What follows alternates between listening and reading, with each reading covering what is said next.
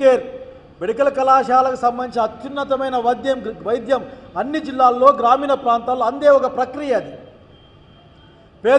పేద ప్రజల మధ్యతరగతి ప్రజల యొక్క ఆరోగ్యం పైన జగన్మోహన్ రెడ్డి గారి ప్రభుత్వానికి ఉన్న ఆశ, నమ్మకం, చిత్తశుద్ధి అది. అంతేకాదు ప్రభుత్వ నియమాలకు లోబడి అన్ని కులాలు, అన్ని మతాలు, అన్ని ప్రాంతాల వాళ్ళు ప్రభుత్వం ఉన్న ఫీజులతోనే చదువుకుంటే చాలు, చదువుకోగలిగితే చాలు, పేద బీద అందరూ కూడా ఆఖరికి అక్కడికి చదువుకునే డాక్టర్లు అయ్యే ప్రక్రియ అందులో మీకు కనపడడం లేదా? మీరు ఎంతమంది ఆశల్ని చిదిమేస్తారో మీకు అర్థం కావడం లేదా? 50% సీట్లు మేనేజ్మెంట్ కోటాకు పోతే 50% సీట్లు మిగులుతాయి ఇక్కడ. అందులో మళ్ళీ ఏ కేటగిరీ, బి కేటగిరీ. ప్రభుత్వంలో ఉంటే అన్నీ ఒకే కేటగిరీనే కదా. ఎలిజిబిలిటీ ఉంటే, బాగా చదువుకుంటే, మార్కులు వస్తే పిల్లలు చేరుతారు. నేను ప్రత్యక్షంగా చెప్తా ఉన్నాను. నేను చదివిన ధర్మవరం జగజ్జీవన్ రామ్ నగర్లో ఉన్న మున్సిపల్ స్కూల్ నుంచి ఎండి చేసేంత వరకు నాది ప్రభుత్వ విద్య. నాది ఆఖరికి అంతా ప్రభుత్వం చదువుకున్నాను నేను. కాబట్టి ఏం చదువుకోగలిగిన డాక్టర్ బిఆర్ బాబాసాహెబ్ అంబేద్కర్ గారు నేను గుర్తు తెచ్చుకుంటా ఉన్నా, నమస్కారాలు తెలియజేసుకుంటా ఉన్నా. భారత రాజ్యాంగం ఆయన అమలు చేసిన వాళ్ళు. మరి మీరు దీన్ని దూరం చేసే ప్రక్రియ, మీ ఆలోచన విధానం ఇది. ముందు మానేయండి, పిల్లలు చదువుకునే అవకాశం కల్పించండి. ప్రభుత్వ రంగంలో మీరు కూడా ఎట్లాగూ బోర్డులు మార్చి మీ పేర్లు వేస్తారు కదా ప్రభుత్వాలు మారినాక. నేను చూసా చాలాసార్లు. నేను ఓపెన్ చేసిన వాటికి కూడా ఆఖరి ఇప్పుడే ఒకసారి చూసొచ్చా. నా బోర్డు పీకేసి మీ బోర్డు వేసుకోలేదు అక్కడ ఆఖరి. సో బోర్డు మార్చడమే కదా, ఇబ్బంది ఏం లేదు. 17 మెడికల్ కళాశాలలు మొత్తం ప్రభుత్వ రంగంలోనే జరపాలి. మీరు దాన్ని గుర్తు చేయడం కోసం, మీ పైన ఒత్తిడి చేయడం కోసం కూడా ఆఖరికి మీ యొక్క దుర్మార్గమైన ఆలోచన విధానాన్ని అడ్డుకోవడం కోసం కూడా 12వ తారీఖున ఈ కార్యక్రమాన్ని మేము చేపట్టాం యువత పోరులో. నేను ఈ పొద్దు నిన్న మొన్నటి నుంచి ఒక వార్త వింటా ఉన్నా. డీమ్డ్ మెడికల్ కళాశాలలు అంట. ఇప్పటికే ఒక డీమ్డ్ మెడికల్ కళాశాల మీ బంధువులకు ఎవరికో ఉన్నట్లు నాకు గుర్తు.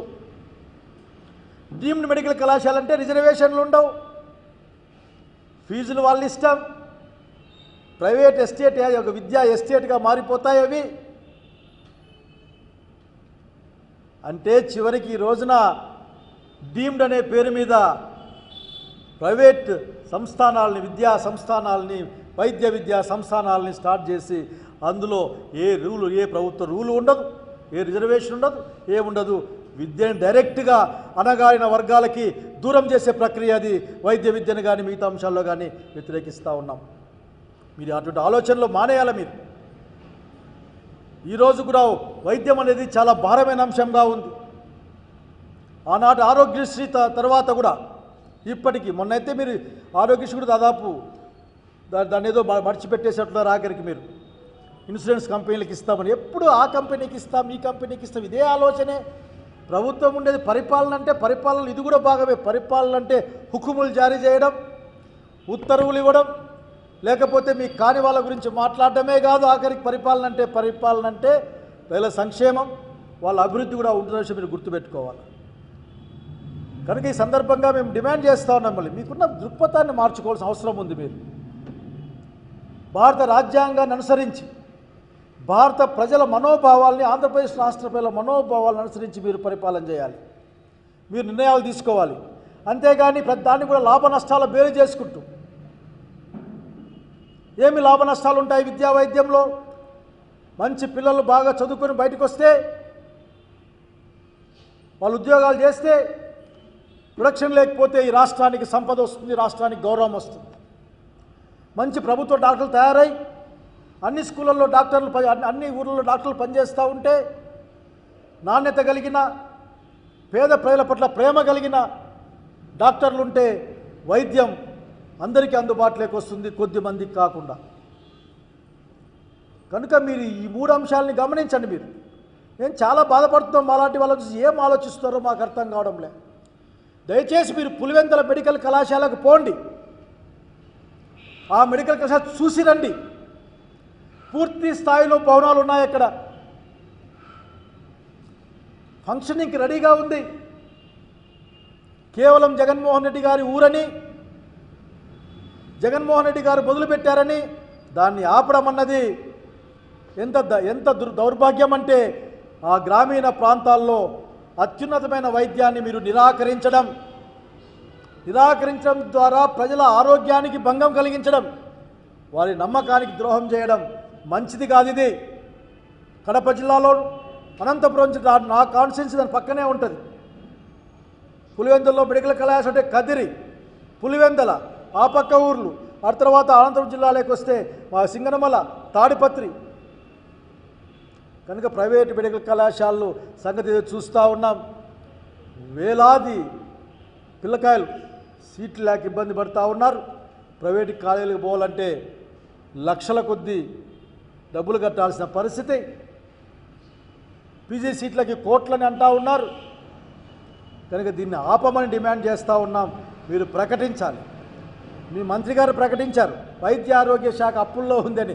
ఎందుకో నాకు అర్థం కావడంలే. మీ భాష వ్యాపార భాష. మీరు రాజకీయాలని వ్యాపార దృష్టితో చూస్తారు. మీరు రాజకీయాలని, పరిపాలనని ప్రజల దృష్టితో చూడాలా, ప్రజల సంక్షేమం దృష్టితో చూడాలా. అది కావాలంటే మీ పూర్వ ముఖ్యమంత్రులు, ఇంతకుముందు కూడా మాట చెప్పాను నేను, కావాలంటే మీ పూర్వ ముఖ్యమంత్రులను కూర్చోబెట్టుకొని మాట్లాడండి. ఎవరైతే ఉన్నారో ఇంకా ముఖ్యంగా రీసెంట్గా జగన్మోహన్ రెడ్డి గారిని కూర్చోబెట్టి మాట్లాడుకోండి. మీరు అది తప్పేం లేదు. ఆ ప్రతిపక్ష హోదా ఇస్తే, ప్రధాన ప్రతిపక్ష హోదా ఇస్తే ఇటువంటి మంచి మాటలు మీకు చెప్తారు కదా. మంచి మాటలు వినాల్సి వస్తున్న భయంతోనే మీరు దాన్ని ఏం మాట్లాడకుండా చేస్తారు.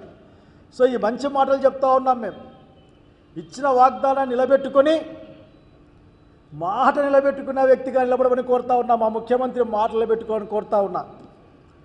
నాకు బాగా గుర్తుంది, విశ్వసనీయత గురించి చర్చ జరిగినప్పుడు ఉమ్మడి రాష్ట్ర అసెంబ్లీలో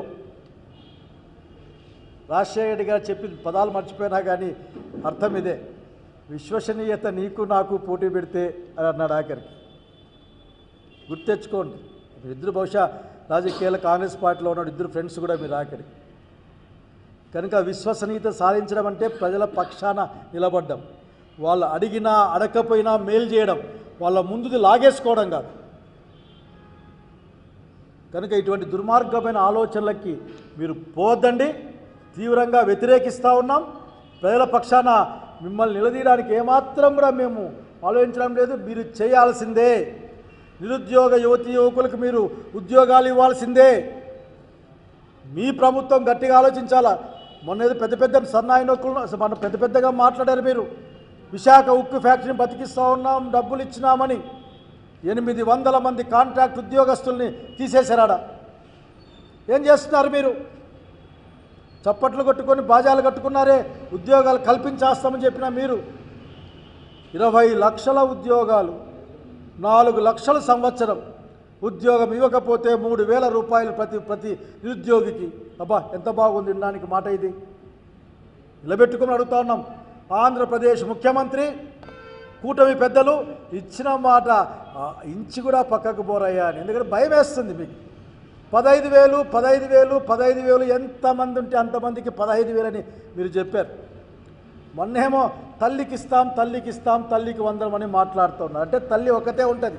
3 పిల్లలున్న ఒక్క తల్లికే ఇచ్చే ప్రయత్నం ఇది. పైగా ఇంకో భయం కూడా ఉంది నాకు. ఎందుకంటే మీరు ముఖ్యమంత్రి గారు ఖండించాలి ఆ విషయాన్ని.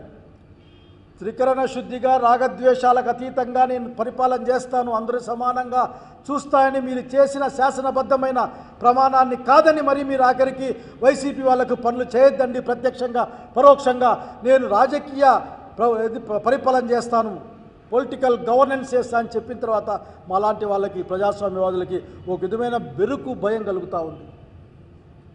కనుక దయచేసి మీ మీద వస్తున్న అపనమ్మకాన్ని, మీ మీద మాకందరికీ ఏర్పడుతున్న అవిశ్వాసాన్ని తప్పించాల్సిన బాధ్యత మీ మీదే ఉంది. మా ముఖ్యమంత్రి గారు మాట మీద నిలబడే మనిషిగా మేము చెప్పుకోవాలనుకుంటాం. కొద్దిగా ఇబ్బంది ఉంటుంది బయట, మాట తప్పే ముఖ్యమంత్రిగా చెప్పుకుంటే మాకు కొద్ది ఇబ్బంది. వేరే స్టేట్లో పోయినప్పుడు, వేరే ఊర్లో పోయినప్పుడు ఏమని చెప్తాం మేము? నిరుద్యోగ భృతి ఇచ్చినారాయా అంటే ఈ లేదయ్యా, అసలు ఏం లేదని చెప్పాలనా? లేకుంటే అప్పులు కట్టినారా, స్కూల్కి అంటే కట్టలేదు, ఇంకా చాలా 1000 కోట్ల దాకా చెప్పాలనా? ఏం చెప్పాలి మేము? మీరే కాదు కదా ముఖ్యమంత్రి కావచ్చు, రాజకీయాలు కావచ్చు, మీరు ముఖ్యమంత్రి కావచ్చు, కానీ మీరు రాష్ట్ర ముఖ్యమంత్రి కదా. మరి ఈ రాష్ట్ర గౌరవం ఈ రాష్ట్ర ముఖ్యమంత్రితో ముడిపడి ఉంటుంది కదా. కాబట్టి మేము చెప్పుకోవాలి కదా, మేము గొప్పగా మీ గురించి ఘనంగా ఏమో చేశారని చెప్పేసి. మీరు ఇంకొక మాట చెప్పాలనుకున్నాం మీ దగ్గర, ఎందుకంటే సందర్భంగా